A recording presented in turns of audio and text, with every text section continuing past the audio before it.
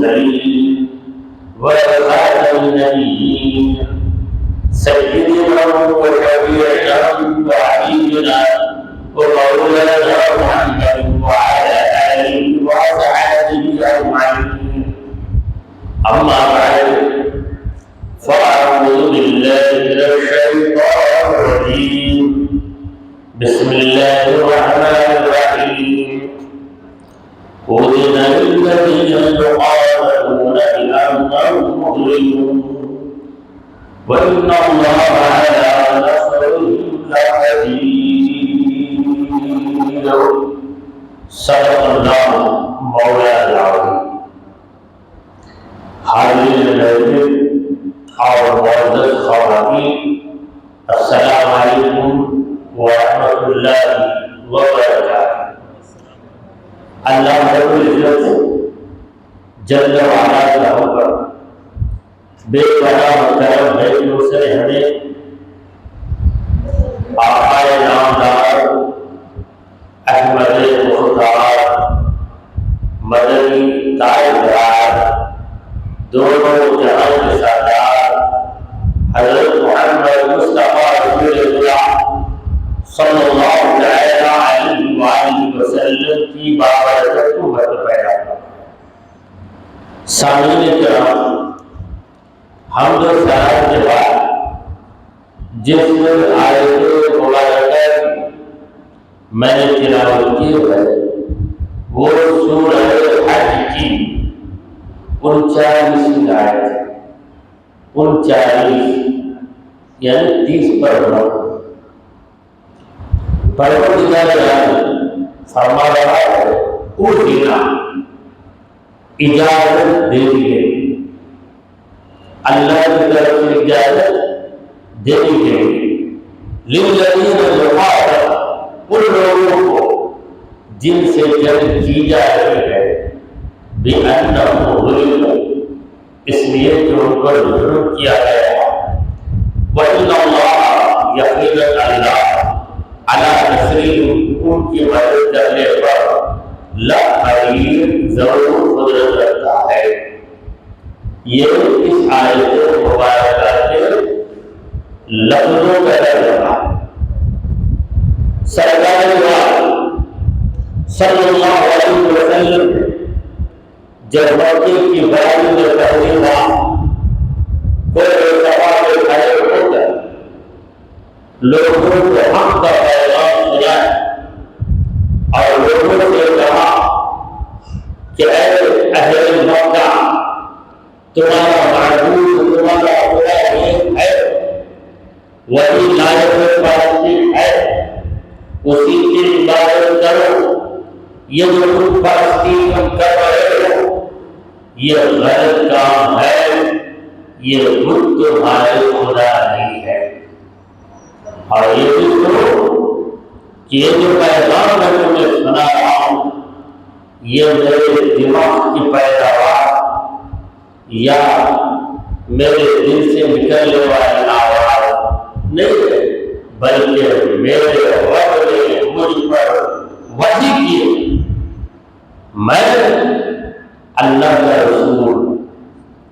جب نبی کریم صلی اللہ علیہ وسلم نے پیغام سنایا تو آپ کے دشمن روز بروز بڑھ گئے.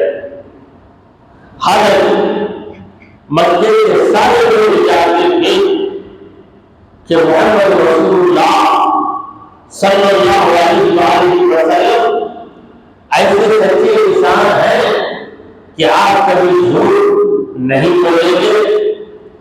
یہ یقین تھا، اس کے باوجود اپنے پرانے دھرم کے ساتھ جو انہیں اندھی عقیدت تھی، اس اندھی عقیدت کی وجہ سے صحیح بات کو مان لینا ان کے لیے بہت بھاری تھا. رسول کریم صلی اللہ علیہ وسلم سے دشمنی تھی جو بھی نبی کریم صلی اللہ علیہ وسلم پر ایمان لے آیا اس پر بھی ظلم کرتے تھے، اسے دن رات اذیتیں دیتے تھے۔ غلام حضرت بلال حبشی جب ایمان لے آئے تو آپ کے مالک کو میا نے آپ کو خوب سرایا، خوب سرایا۔ حضرت عثمان رضی اللہ عنہ ایمان لے آئے تو آپ کے چچا نے آپ کو بہت ستایا، بہت ستایا۔ لوگوں نے حضرت ابوبکر صدیق رضی اللہ عنہ کو یہ بات قرآن کر دیا۔ حضرت ابوبکر کا جرم کیا تھا؟ کوئی جرم نہیں تھا، انہوں نے کسی کو نہ دھوکہ دیا نہ کسی کا حق چھینا۔ ان کی غلطی نہیں تھی کہ انہوں نے کلمہ پڑھ لیا اور دامن مصطفیٰ کے وابستہ۔ تو ظلم بچے والوں کا ہوگا اور مسلمانوں کو ابھی جوابی کارروائی کی اجازت نہیں، جنگ کرنے کی ابھی اجازت نہیں ہے۔ بس یہی کہا جاتا رہا ہے کہ صبر کرو، صبر کرو، صبر کرو۔ ان نفوس انسیات، ان مبارک ہستیوں نے لگاتار صبر کیا، یہاں تک کہ 13 برس گزر، 13 سال گزر تو انہیں اجازت ملی کہ ہجرت کر سکتے ہیں۔ یعنی مکے میں رہنا تمہارے لیے دشوار ہے، لہذا مکے سے نکل سکتے ہو اور اس مقام پہ چلے جاؤ جہاں محمد رسول اللہ صلی اللہ علیہ وسلم جا رہے۔ اس مقام کا نام ہے یثرب، جو بعد میں مدینہ منورہ ہے۔ پھر مسلمانوں کو اجازت دی، چاہے مسلمانوں اب تمہیں اجازت ہے کہ کوئی تم سے جنگ کرے تو تم بھی اس کا مقابلہ کرتے ہوئے جنگ کرو۔ تو اس سے بات ضرور واضح ہے کہ تاریخ میں مسلمانوں نے اپنی طرف سے جنگ پہل نہیں کی، بلکہ مسلمانوں کے ساتھ ہی جنگ ہو رہی تھی۔ مسلمان تو ہر جنگ کو برداشت کرتے رہے، انہیں قتل بھی کیا گیا، انہیں باندھ کر رکھا گیا، پینے کے لیے پانی کا خطرہ بھی نہیں دیا گیا، مگر مسلمانوں نے صبر کیا، صبر کیا۔ تب یہ آیت آ گئی کہ اب اجازت دے دی گئی ہے للذین یحاربون، ان لوگوں کو اجازت دی گئی جن کے خلاف جنگیں ہو رہی ہیں۔ یعنی تمہیں کوئی مار رہا ہے تم مار کھاتے ہو، صبر کرے۔ کوئی تمہیں پیٹ رہا ہے تم پیٹ رہے ہو، صبر کرے۔ کوئی تمہیں قتل کر رہا ہے تم قتل ہو رہے ہو، خاموش ہو۔ اب وہ زمانہ ختم ہو گیا۔ اب اے مومنو، جو لوگوں کو ضرور کیا قرآن مجید کے بولنے کے انداز میں اور دیجیے، قرآن مجید کے ہمیشہ کے لیے ان لوگوں کے الزام پر دھاگا لگائے جو لوگ الزام لگاتے ہیں کہ اسلام ہتھیار کے ذریعے پھیلا ہے یا جنگوں کے ذریعے پھیلا ہے۔ پروردگار نے کہا کہ دیکھو پہلے تو مسلمانوں کی جنگ کی اجازت ہی نہیں تھی، 13 برس گزر گئے، 13 برسوں کے بعد ہجرت بھی ہو گئی۔ تو ہجرت کے بعد مسلمانوں کو حکم دیا گیا کہ چلو اب جنگ کرو۔ اللہ کی عظیم حکمت، پروردگار عالم چاہتا تو 13 برس کی مدت کے بغیر پہلے ہی حکم دے رہے کہ ٹک فاٹا کوئی تمہیں مارے تمہیں مارو، مگر اللہ نے ایسا حکم نہیں دیا تاکہ تاریخ اسلام کی اولاد قیامت تک چھپتے اور قیامت تک آنے والے لوگ اس حقیقت کو مانتے رہے کہ اسلام نے اگر اسلام جنگ کو پسند کرتا تو پہلے ہی جنگ کا حکم دے دیتا. اسلام تو ظالموں کا جواب دینا چاہتا ہے. ظالموں نے جنگ کی، مسلمانوں کو قتل کیا، مسلمانوں کو ملا کے ستایا، تو ایک لمبی مدت کے بعد اللہ نے کہا اب تم نہیں جاتے، اس لیے کہ تمہارے ساتھ ظلم ہو رہا ہے. دیکھیے آدمی خاموش بیٹھا، اس آدمی کی جائے میں کوئی تھپڑ لگا رہا، پھر بھی وہ خاموش، پھر گیا تھپڑ لگایا، پھر بھی وہ خاموش، پھر تھپڑ لگایا، پھر بھی وہ خاموش. کتنی بار خاموش رہے گا؟ 10 بار، 12 بار، 15 بار. آپ سے پلٹ کر تھپڑ لگانے والے کو وہ تھپڑ نصیب کرے گا کہ پھر تھپڑ مارنے کی اسے ہمت ہی نہیں. یہی حال مسلمانوں کا کہ مسلمانوں کو ستایا گیا. مسلمان صبر کرتے رہے چپ صبر کرتے رہے. ابھی ہمیں رب کا حکم نہیں ملا، ابھی ہمیں رب کا حکم نہیں ملا ہے، لہذا ہم جنگ نہیں کر سکتے. مگر اب اس آیت کے ذریعے اللہ نے انہیں اجازت دے دیا، وجہ بھی بتا کہ تمہیں جنگ کی اجازت اس لیے کہ تم خود کو جنگ نہیں کر رہے ہو بلکہ جنگ کا جواب دے رہے ہو. یعنی تم اٹیک نہیں کر رہے ہو، تم تو ریٹیلیشن کر رہے ہو، تم حملہ نہیں کر رہے ہو بلکہ حملے کا جواب دے رہے ہو. اور تم کو ظلم ہو رہا ہے تو مظلوم. اور یہ بھی سنو وَإِنَّ اللَّهَ عَلَىٰ نَصْرِهِمْ لَقَدِيرٌ، بے شک اللہ مسلمانوں کی مدد کرنے پر قدرت رکھتا ہے. اس موقع پر چند کافروں نے کہا کہ مسلمان جنگ کے لیے تیار ہو. یہ مچھر شیروں کے ساتھ جنگ کرے، ان کی حیثیت کیا ہے؟ ان کے پاس سرمایہ نہیں، ان کے ہاتھوں میں ہتھیار نہیں، اور ان کے بازوؤں میں طاقت نہیں ہے. مسکین یہ کیا مقابلہ کرے؟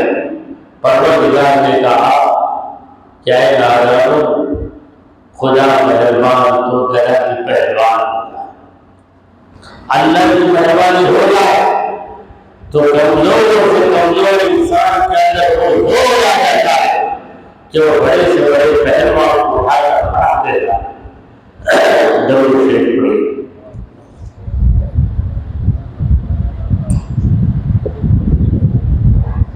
اللهم صل على سيدنا محمد وعلى آل سيدنا محمد وبارك وسلم. الذين اخرجوا من ديارهم، ان مسلمانوں کو ان کے گھروں سے نکال دیا.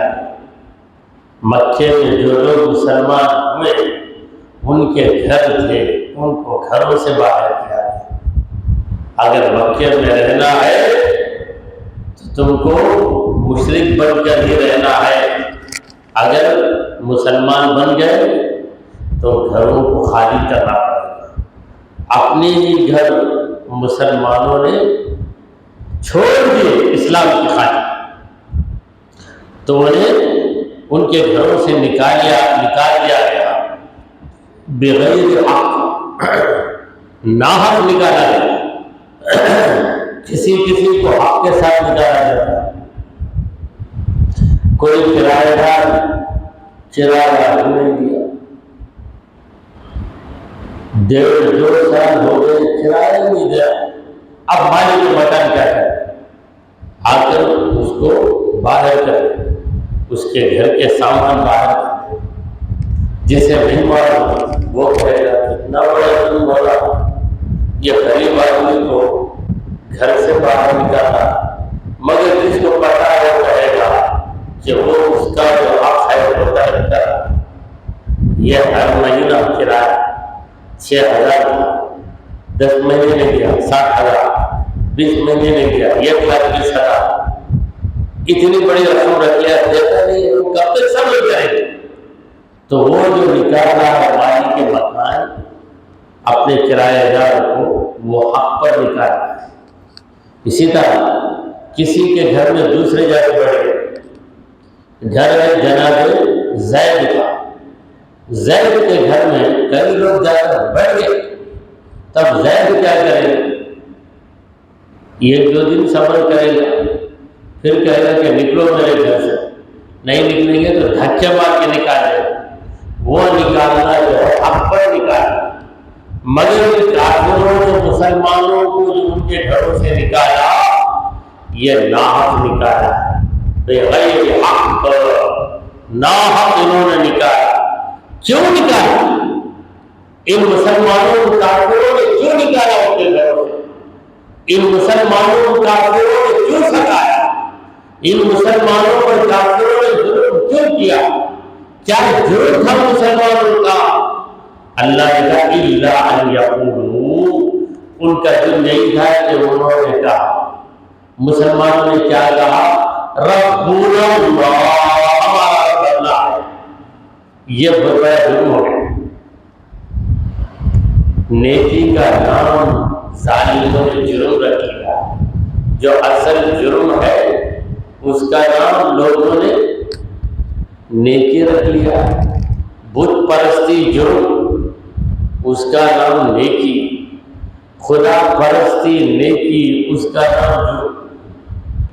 بڈھے ہو گئے، خرد کا نام جنون رکھ لیا، جنون کا خرد کا نام جنون رکھ لیا۔ خرد کا معنی کیا ہے؟ عقل، عقل مندی کا نام لوگوں نے دیوانہ پر رکھ لیا۔ ایک شخص پابندی سے روزے رکھتا، نماز پڑھتا، حلال طریقے سے کماتا، کیا میں عقل میں تحقیق نہیں کرتا؟ وہ لوگ جبر پر کب تک نماز پڑھ لو تو حلال حلال حلال پڑھ کر 10,000 کماتا، حرام طریقہ کچھ غلط سلط بول کر کچھ کما لے گا تو کیا بگڑ جائے گا؟ بیوقوف آدمی، اصل میں وہی عقل مند، یہ بولنے والا بیوقوف ہے، کیونکہ مرنے کے بعد وہ سکون سے رہے گا۔ یہ حرام طریقے سے کمانے والا مرنے کے بعد یہ بن جائے۔ تو کافروں نے مسلمانوں کو اتنا ستایا، دن رات مارنا۔ حضرت بلال نے صبر و تحمل کا ایک بے مثال نمونہ، تن پہ کھا کھا کے ظالم کے کوڑے، تن پہ کھا کھا کے ظالم کے کوڑے، ہنس کے فرمایا بلال حبشی نے جتنا چاہے اے ظالم ظلم کر، میں نداؤں، میں نبی کا دعوت چھوڑنے والا نہیں۔ حضرت بلال کو کوڑے لگاتا، وہ کیا زبردست دھوپ، آج کل جو دھوپ چل رہی ہے اس دھوپ میں بھیجا پگل جاتا ہے، ایسی دھوپ میں کپڑے اتار کر چٹان پر لٹا دیتا اور ہاتھ بھی باندھ دیتا۔ چٹان پہ لٹا دیا تو چٹان پہ بدن جلے، چٹان گرم ہو جائے، پھر کوڑے بھی مارا۔ حضرت بلال پر جنون طاری، دیوانہ ایمان کا جنون طاری تھا۔ حضرت بلال نے جتنا مارا اتنا ہی مسکرا، کہتا ہے بلال کیا ہو گیا ہے تجھے؟ یہ مارتا پتہ ہے دو خداؤں کو مارا۔ حضرت بلال احد احد احد احد احد احد وظیفہ پڑھ، احد احد یعنی یہ خدا کو مان لیا، یہ خدا کو مان لیا، یہ خدا کو۔ آخر امیہ مارتے مارتے تھک گیا تھا۔ حضرت بلال مار کھاتے کھاتے تھکتے نہیں بلکہ اور میرے رب کی راہ میں تیری ماں میرے رب کی جانب سے میرے گلے میں پھولوں کا ہاتھ، میرا رب خوش ہو رہا، جتنا تو اذیت ڈھائے گا میں اسی قدر میرے رب سے قریب ہوتا جاؤں گا۔ تو سمجھتا ہے کہ تو میرا بگاڑ رہا ہے اے ظالم، حقیقت میں تو مجھے میرے رب سے قریب کر رہا۔ تو جرم کیا ہے مسلمانوں کا؟ اللہ نے جرم کو واضح کیا کہ اللہ ان یقولوا، ان کا جرم یہی ہے کہ وہ کہہ رہے، کیا کہہ رہے؟ ربنا اللہ، اللہ ہمارا رب ہے، بس یہ کہہ رہے اظہار الجناز ولولا دفع اللہ الناس بعضهم ببعض، اگر اللہ تعالی لوگوں کو ایک کے ذریعے دوسرے کو دفع نہیں، ایک ظالم کے ذریعے اللہ دوسرے ظالم کو دفع کر لیتا۔ دیکھیں جب ظالم کا ظلم زیادہ ہو جاتا ہے تو اس کو پیٹنے کے لیے پروردگار اس سے بڑا ظالم پیدا کر دیتا ہے۔ وہ ظالم مار کے اس کو انسان تھوڑا مارتا یہ چپک جائے، تو اللہ تبارک و تعالیٰ اگر لوگوں ہی کے ذریعے ایک کو دوسرے کے ذریعے دوسرے کو دفع نہ کرتا، لَهُدِّمَتْ صَوَامِعُ وَبِيَعٌ وَصَلَوَاتٌ وَمَسَاجِدُ، تو جتنے عبادت خانے بھلے وہ یہودیوں کی عبادت خانے، نصرانیوں کے عبادت خانے یا کسی بھی مذہب والے کی عبادت خانے، وَمَسَاجِدُ اور مسجدیں، یذکر فیہا اسم اللہ کثیرا، وہ مسجدیں جن میں اللہ کا نام زیادہ ذکر کیا ہے۔ مسجد کے اندر اللہ کا ذکر ہوتا ہے، نمازوں میں اللہ اکبر، یہ کس کا ذکر ہے؟ اللہ کا ذکر ہے۔ سمع اللہ لمن حمدہ، اللہ کا ذکر ہے، تو اللہ کا ذکر ہے، دعائیں ہیں، قرآن کی تلاوت ہے، اور آنے والا مسجد میں آنے والا یہی شوق لے کے آتا ہے کہ مسجد میں جاؤں گا رب کی عبادت کروں۔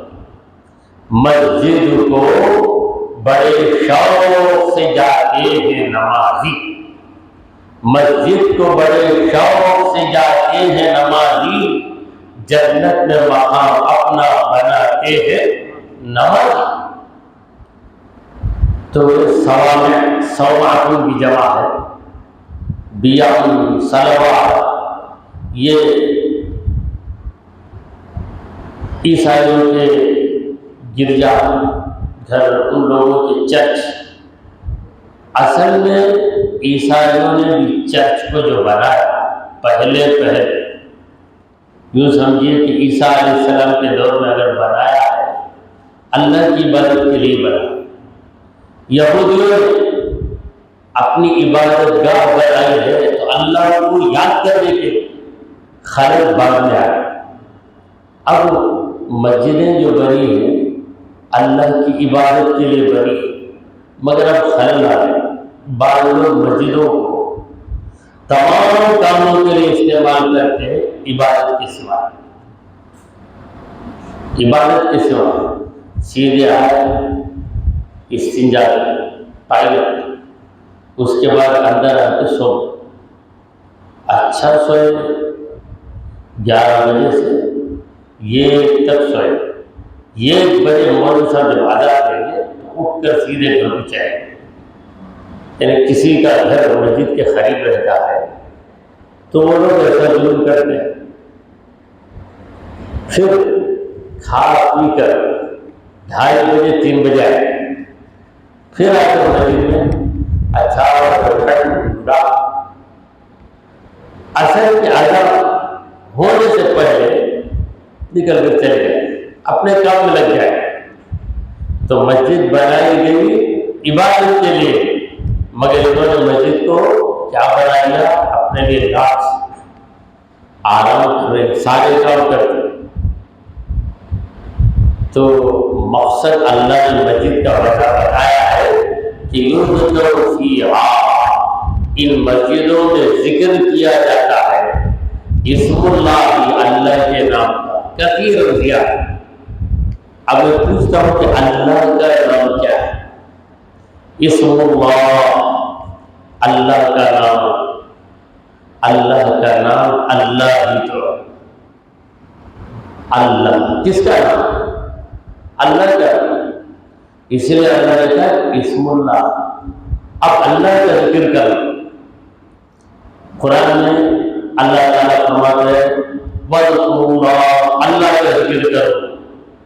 اور جو ہے کہا فَاذْكُرُونِي، میرا ذکر کرو. تو اللہ کا ذکر کیسے کریں گے؟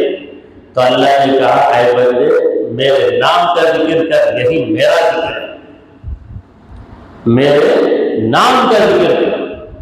تو اللہ کا اسم ذات ہے اللہ، اور اس کے علاوہ پروردگار کے بے شمار ہماری آسانی کے لیے 99 نام کو سکھا دیے.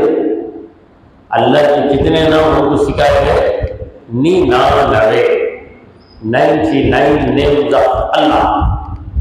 وہ اللہ کے علاوہ 99 اللہ کو ملا دیں تو تعداد کیا ہو جائے گی؟ 100 ہو جائے گی تعداد.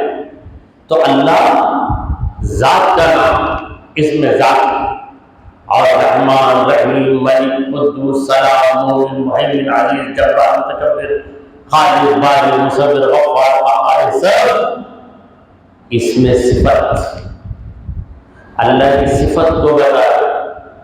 ذات خدائی، صفت خدائی، دونوں یہ دوسرے کے ساتھ قائم ہیں. اللہ کی کوئی بھی صفت اللہ کی ذات سے جدا نہیں. قائم بذات ہے. ان لفظوں پر توجہ دیجیے. اللہ کی صفت قائم بذات ہے، ذات سے جدا نہیں، ذات سے الگ نہیں ہے، مگر ذات کے علاوہ نہیں، ذات کے علاوہ. اسی لیے خصیدہ عبداللہ میں فرماتے ہیں صفات اللہ لیست عین ذات ولا غیر سواہ ذا انفصال. اللہ تعالی کی صفت اللہ کا عین نہیں، یعنی اللہ کا عین کا مطلب اللہ کے اللہ کی صفت ایسا نہیں. ولا غیر، اللہ کا غیر نہیں ہے. غیر کا مطلب ذا انفصال، اللہ سے الگ کوئی چیز ہے، یہ بھی نہیں. تو ذات اور صفات، تو اللہ کی کا اسم ذات اگر ذکر کرنا ہے تو کہو اللہ اللہ، اور اس کا کہ صفات کے نام یا رحمان، یا رحیم، یا ملک، یا قدوس، یا سلام. پروردگار عالم نے کہا وَلِلَّهِ الْأَسْمَاءُ الْحُسْنَى، اللہ کے اچھے اچھے نام ہیں. فَادْعُوهُ بِهَا، بلاؤ اللہ کو ناموں کے ذریعے بلاؤ. تو اگر اللہ تبارک و تعالیٰ لوگوں کے ذریعے لوگوں کی حفاظت نہیں کرتا، یعنی یہ ظالم ظلم کرتا ہے تو دوسرا ظالم آ کے بچا دیتا ہے. بعض موقعوں پر مسجد توڑنے کے لیے ایک جماعت ہے مشرکوں کی، اور مسجد کو بچانے کے لیے ایک جماعت ہے مشرکوں کی. دونوں میں جھگڑا ہوا، مسلمان ہی بھی نہیں ہوا. مسجد توڑنے آئے مشرک، ایسے واقعات ہیں. بچانے گئے مشرک، جب ان سے پوچھا گیا تم لوگ مسلمان نہیں ہو، کیوں تم مسجد کو بچانے گئے؟ کہنے لگے مسجد تو مسلمانوں کی جگہ ہے، لیکن یہاں سے اذان کی آواز آتی ہے تو ہمارے دلوں کو سکون مل جاتا ہے. ہمارا بچہ بیمار ہوتا ہے، ہم مغرب کے وقت لے جاتے ہیں، مسلمان مسجد سے نکل کر شروع کر دیتے ہیں، پھونک دیتے ہیں، تو ہمارے بچے کی طبیعت صحیح ہو جاتی ہے. اگر مسجد توڑ گئی تو ہمارے بیمار بچوں کو شفا کیسے ملے گی؟ ہم اپنے بچوں کو لے کر کہاں جائیں گے؟ اس لیے ہم ڈٹ کر کھڑے ہو گئے۔ تو وہ 10 ظالم آئے توڑنے کے لیے، یہاں پر 20 کھڑے ہوئے، مگر یہ بھی ایک اعتبار سے ظالم ہے، کیونکہ یہ بھی اللہ کی عبادت کرنے والے نہیں۔ پروردگار عالم کی شان دیکھیے کہ اپنے دین کی مدد مشرکوں سے بھی کروا دیتا ہے۔ ان اللہ یؤید هذا الدین بالرجل الفاجر، حدیث میں ہے کہ یقیناً اللہ اس دین کی مدد کر دے گا ایسے آدمی سے جو کہ فاجر و فاسق ہو۔ کبھی ایسا شخص جو دین پر قائم نہیں ہے، بے نمازی ہے، شرابی ہے، مگر جب اسلام کے خلاف کوئی بات کہی جاتی ہے ایسا وجد آتا ہے اسے کہ بڑے بڑے نمازی ڈر کر کھائے ہوتے ہیں، وہ جا کے دشمن پہ حملہ کر رہے ہیں، ایسا حملہ کرتا ہے کہ وہ دشمن دوبارہ زبان نہیں کھولے گا، اور ایسا ڈر پیدا ہو جائے گا کہ دوسرا بھی ویسا لفظ بولنے کی ضرورت نہیں کرے۔ یہ اور بات ہے کہ اس کو گرفتار کیا گیا، اس کو قتل کر دیا گیا، یہ الگ بات، مگر اس نے ایسی دلیری سے کام کیا کہ اس دلیری کا اثر بڑھ گئے۔ کوئی بولتا نہیں، بولا اڑ کے آ کے مار دیا جان سے، پھر کوئی دوسرا بولے گا اس کے جگہ کوئی دوسرا بنا کے مار دیا، یہ ڈر۔ تو اللہ تعالیٰ کسی گنہگار کے ذریعے بھی دین کا کام لے لیتا ہے، کیونکہ اللہ کسی بات کا پابند نہیں، پابند ہے کیا؟ اس سے ہی دین کا کام لینا، اس سے ہی دین کا کام لینا، اللہ کو کوئی پابند نہیں۔ یفعل ما یشاء، اس کی شان کیا ہے؟ یفعل ما یشاء، کرتا ہے جو چاہتا ہے۔ وَلَيَنْصُرَ اللَّهُ مَن يَنْصُرُهُ، ضرور اللہ مدد کرے گا اس کی جو اللہ کی مدد کرتا ہے۔ اب اللہ کی مدد کیا ہے؟ کیا اللہ کی کوئی مدد کرے گا؟ اللہ کے دین کی مدد۔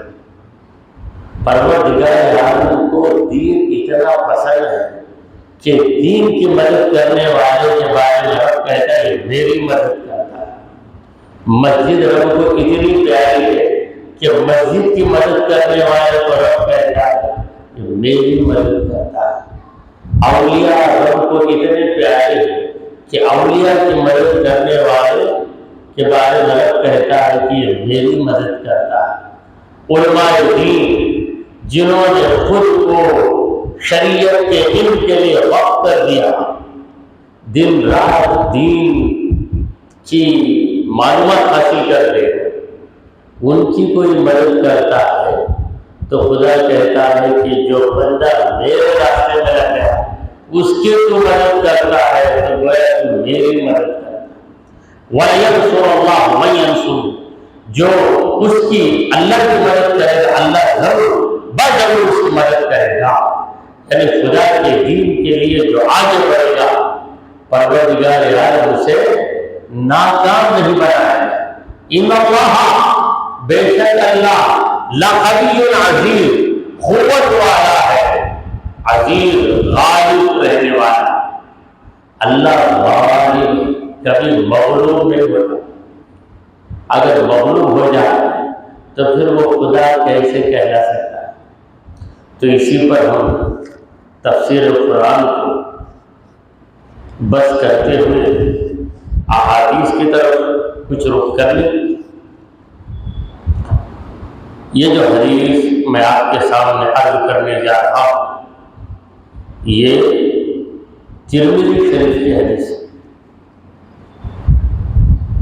اللہ کے پیارے نبی محمد عربی صلی اللہ علیہ وآلہ وسلم نے ارشاد فرمایا لو ان قطرۃ من الزقوم، اگر ایک خطرہ زقوم کا، خطرہ سے دنیا میں گر جائے، زقوم کا ایک خطرہ قطرہ یعنی ڈراپ، یہ ڈراپ اس کا زمین پہ گر جائے، لَأَفْسَدَتْ عَلَىٰ أَهْلِ الدُّنْيَا مَعَاشَةً، تو ایک خطرہ دنیا والوں پر ان کی پوری زندگی کو بگاڑ کر دے، یعنی اس کا جینا ہی بہتر ہو جائے گا، جینا بہت مشکل ہو جائے گا۔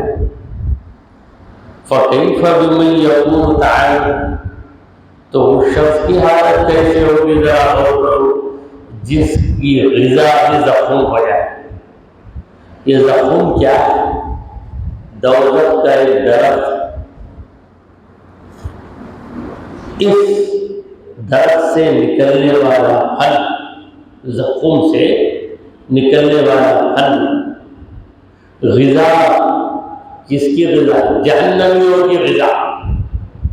ان شجرۃ الزقوم، بے شک زقوم کا درخت، طعام الاثیم، گنہگار کی غذا ہے، یغلی فی البطون، پیٹ میں جا کے وہ ابلتا ہے، کغلی الحمیم، جس طرح گرم گرم پانی ابلتا ہے، پیٹ میں جا کے ابلنا شروع ہو جائے۔ تو یہ زقوم، اس پھل کے رس کا ایک قطرہ اگر زمین پہ گر جائے تو پوری زمین کڑوی ہو جائے۔ زمین سے نکلنے والا آم بھی کڑوا، سیب بھی کڑوا، موز بھی کڑوا، انار بھی کڑوا، انگور بھی کڑوا، ہر سبزی کے اندر کڑواپن۔ کیسا کڑواپن؟ مزہ دینے والا کڑواپن نہیں، بلکہ بدمزہ کڑواپن۔ یہ جو ہے کریلا، یہ کڑوی ترکاری ہے، مگر اس کڑوے پر میں بھی کچھ لذت ہوتی ہے، اس لیے لوگ کھا لیتے۔ بعض لوگ کریلا چبا کر کھاتے، دیکھنے والا سمجھے گا کہ کریلا کھا رہا ہے یا کیلا کھا رہا ہے، کیلا کھا رہا ہے کریلا کھا رہا ہے۔ خوشی سے گیا، کیا تمہیں کھائے تو کیلا کیسا، مجھے بھی دو نا، ٹھیک ہے لے لو یہ کیلا، کھایا تو کھایا کیا،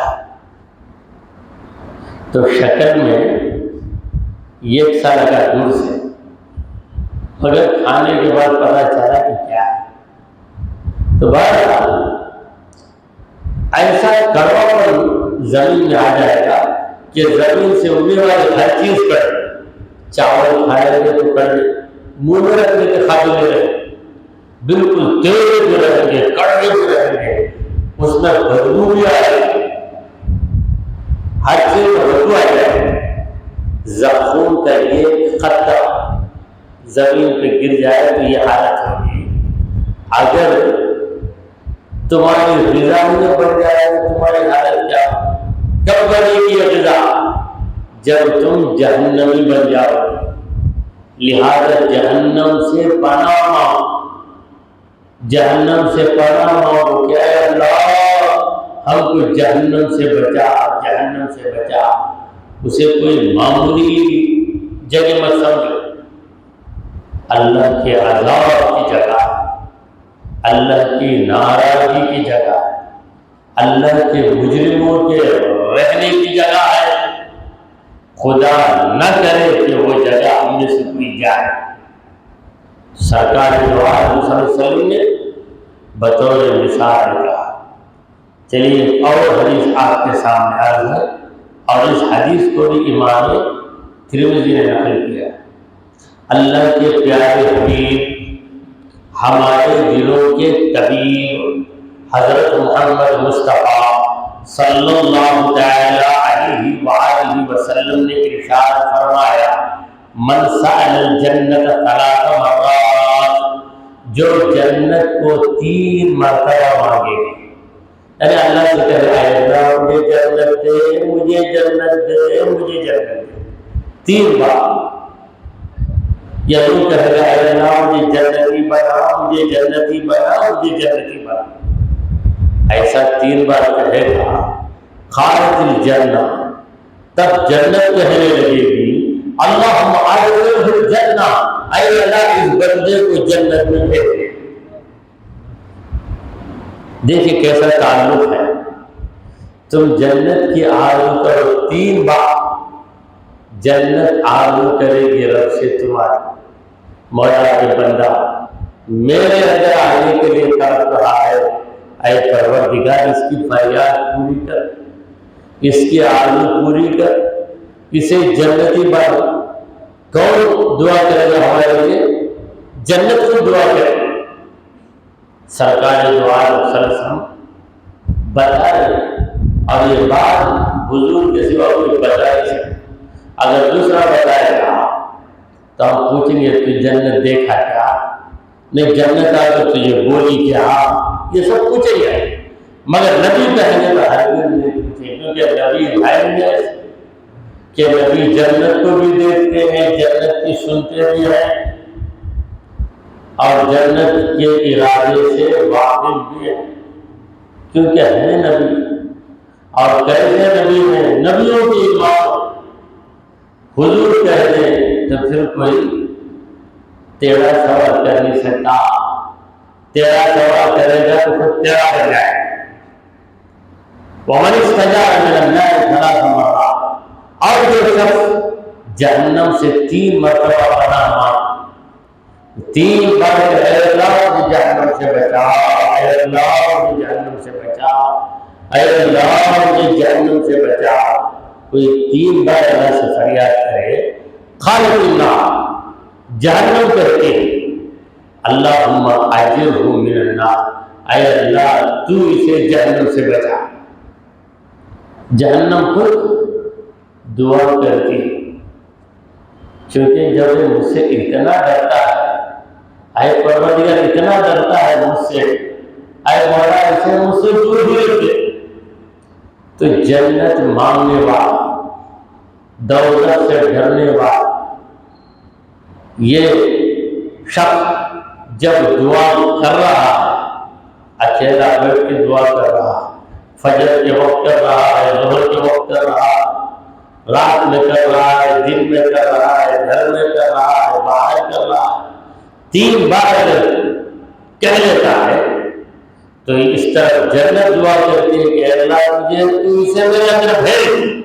ادھر دوزخ کہتے ہیں کہ اللہ تو اس کو مجھ سے دور رکھ، اس کو مجھ سے دور رکھ. دعا کیجئے کہ پروردگار ہم نے جو کچھ کہا اور سنا اسے قبول فرمائے. اے اللہ ہمارے گناہوں کو معاف فرما، ہمارے خطاؤں کو درگزر کر دے. اے رب العالمین ہم پر تیری رحمتیں نازل فرما. اے اللہ ہمیں سیدھے راستے پر چلا، تیرے انبیاء تیرے اولیاء کے راستے پر چلا. اے رب جلال ہمارا خاتمہ ایمان کی حالت میں فرما. وصلی اللہ تعالی علی خیر خلقہ سیدنا ومولانا محمد وعلی آلہ وصحبہ اجمعین. الفاتحہ.